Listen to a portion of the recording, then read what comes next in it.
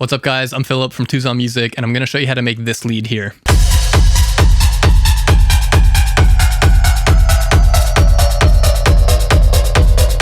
Every track needs some sort of motion to it, and sometimes you want a sound that uses that motion to just completely hypnotize you. There's a ton of ways to create that constant evolution in a sound, and in this walkthrough, I'm going to show you some of my favorite ways to do so using Faceplant. So let's dive into it. So here we are in Faceplant. Go ahead and grab yourself an analog generator.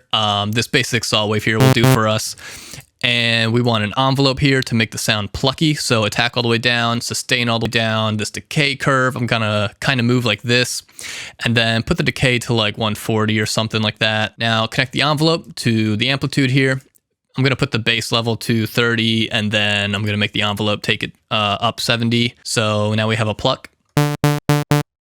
Let's add a filter. I'm going to put it directly into the generator stage here. The Q goes to about 0.5, and then cutoff, I'm going to put about to 1600. Let's connect our previous envelope to this cutoff now to open up the filter, make that plucky. I'm going to put it up about like 30%. So now we have this. And with this sound, it's going to be plucky, but I also want it to be pretty lush. So I'm going to take the release up about like 400 milliseconds, just make it pretty long. The core character of this sound is going to come from this sync parameter.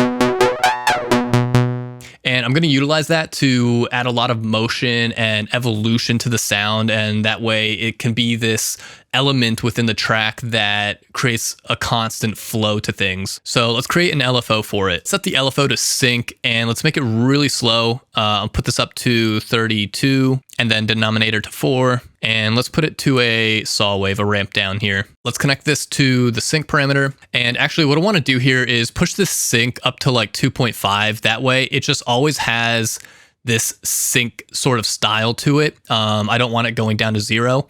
I'm going to have the LFO push it up all the way to the max point here. So I'm actually going to go here and just raise the max point up like this.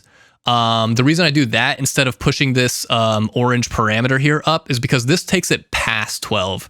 And then like, you know, all of this part of the curve right here is all going to be past 12, and it's all going to be just hitting 12 the entire time until it reaches like the point down here. So let's go ahead and do it that way. So I'm going to bring it back down like this and just push it up to 12. So now it sounds like this. But what we didn't do is set this to never trigger from note on. And now it's going to be linked to the internal clock of your DAW. And you can hear how it's just going to constantly feel like it's falling. So from here, let's add some further movement. I'm going to use slice EQ to give us a bump in the frequencies and kind of have this bump here just shifting left to right constantly. So I'm going to set this cutoff here to about 10K or so, somewhere like that. And then the gain, I'll just put to like 12, and Q just leave on default. So it's going to sound like this. So let's connect our LFO to it, set it to the same rate as the other. And so what I'm going to do here is I'm actually going to leave it on this pyramid shape for this one. So that way we can offset the motions of these two parameters and just create more interesting combinations of sounds. So connect the cutoff like this. I'm just going to make it go down to like 100 hertz or so, something like that, just down there. Don't forget to set your note trigger here. We want that to be triggered from the internal clock and not on your note. This evolving bump here in the frequencies, though, is going to make some parts of the sound louder than others. I want to just control that a bit with a compressor. So I'm going to put this ratio up to like 6, something like that. Threshold, I'll set anywhere so that like the quietest sounds just really don't get touched by the threshold. That's pretty much where I'm going to want this. So I just set that around minus 14 dB. For you, it might be different if your input gain coming in was louder or whatever. Attack, just bring this down a little bit, kind of medium fast here, like 5 milliseconds. Release, I'm just going to take up a little bit, leave around like 50, 60. So the basics of the sound are coming together now, but I just want to make this more special somehow. I want it to not feel so clean. I want to dirty it up a little bit. So I'm going to add a ring mod to it. Now it sounds like this. Let's take the mix down a little bit, just put it around 25%. And then let's set the frequency. And as you can hear, it's pretty cool when it's moving around. So obviously I'm going to add a LFO to this. I'll set the default to like 1.5K here. So I'm just going to set this first LFO to the frequency here. But if you want to further offset all those parameters with you know, all different LFOs, then by all means go for it. And I'll just put it up to like 9 kilohertz.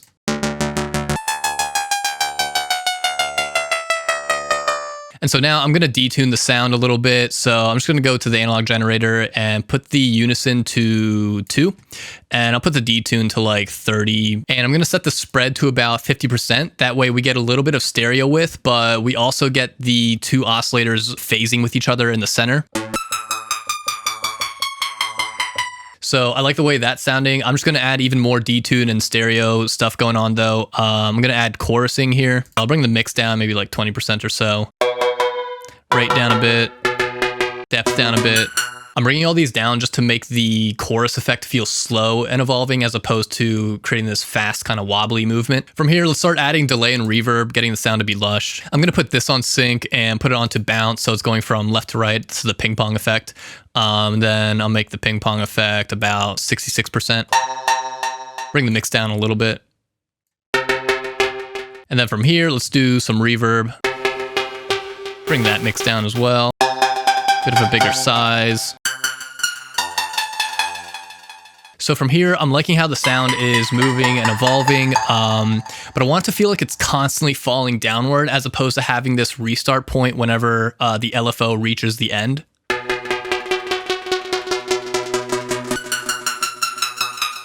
And so the way I'm going to do that, the way I'm going to blend the sound all together is to just have another entire sawtooth generator here. So I'm going to have the sync parameter for this second one offset with the first one. So whenever the first one is at its peak, I'll make sure the second one is like in the middle, and then I'll crossfade between the 2 of these oscillators as the sound is playing. So let's get a loop going for this.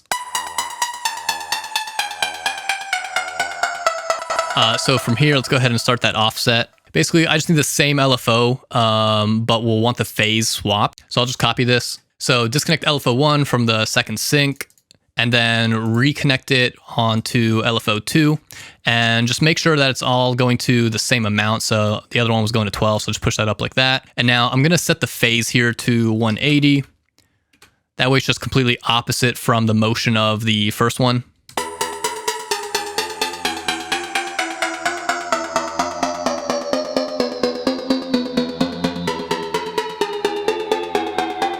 And so you can already hear that it's kind of blending together now in a falling motion, but I want the levels to sort of be crossfaded with each other. So I'm going to use this pyramid LFO here and connect it to the level, and I'll just put it up to like 30%. And now that I'm doing this though, I'm going to take the bass level down to 0. And then let's do the same thing for oscillator 2, but for this one, it's going to go down. So whenever, you know, as oscillator 1 is rising to 30%, this one goes down and hits 0%. So we'll go minus 30.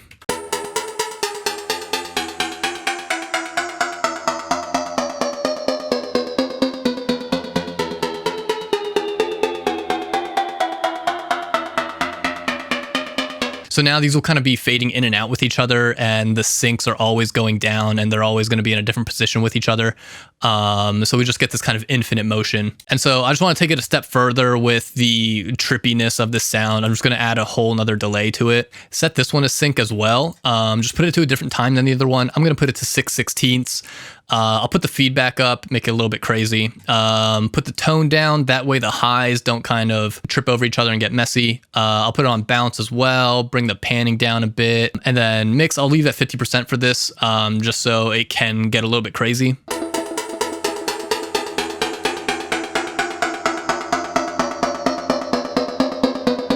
And that pretty much takes care of this one, so let's go ahead and see what it sounds like in context.